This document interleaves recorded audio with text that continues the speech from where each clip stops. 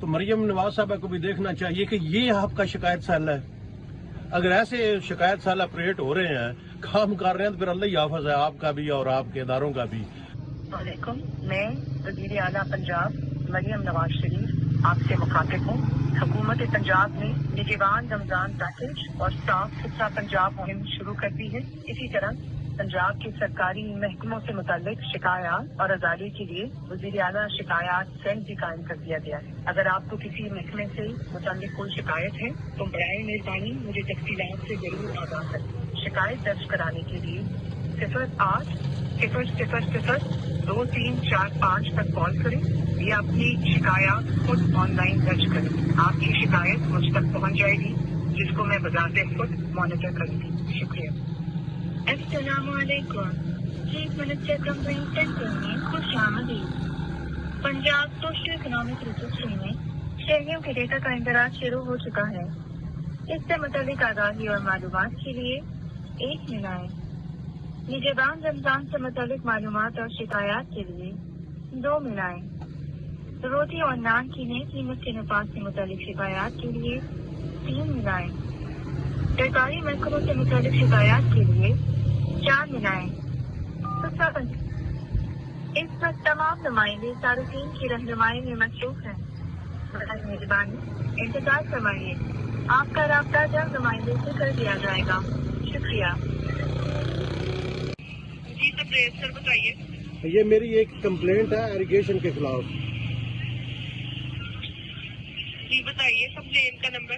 جی 1161437. 1161437.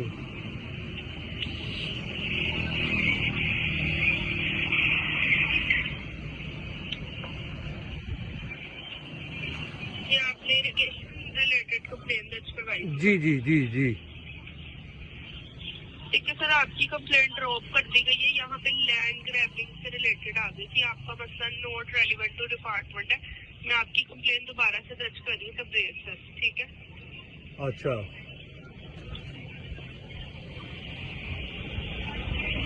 سر مسئلہ کیا آ رہا ہے آپ کا؟ جیلم سے تعلق ہے آپ کا؟ جی میرا جیلم سے تعلق ہے. مسئلہ یہ ہے کہ جلال پور کینال جب شروع کی گئی تھی 2018-19 میں، اس وقت ہماری جو زمینیں ہیں وہ ایکوائر کی گئی تھی اونے پونے داموں میں، مہنگی قیمتی زمینیں، اور ان زمینوں کا بھی ابھی تک ہمیں معاوضہ نہیں ملا.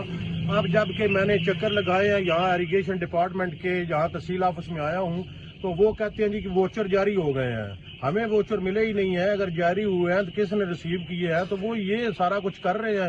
ابھی تک نہ ہمیں معاوضہ ملا ہے نہ ہمارا کچھ اور ہوا ہے. تو وہ ہم کمپلینٹ درج کروا رہے ہیں کہ محترمہ مریم نواز صاحبہ نے ایک اچھا انیشیٹو لیا ہے، اور اس پر بھی ابھی 20 دن ہو گئے ہیں. تو ابھی آپ بتا رہی ہیں کہ وہ میری کمپلینٹ جو ہے وہ ڈراپ کر دی گئی ہے. تو سمجھ نہیں آ رہی کہ کیا یہ مریم نواز صاحبہ کو دھوکہ دیا جا رہا ہے یا ہمیں دھوکہ دیا جا رہا ہے.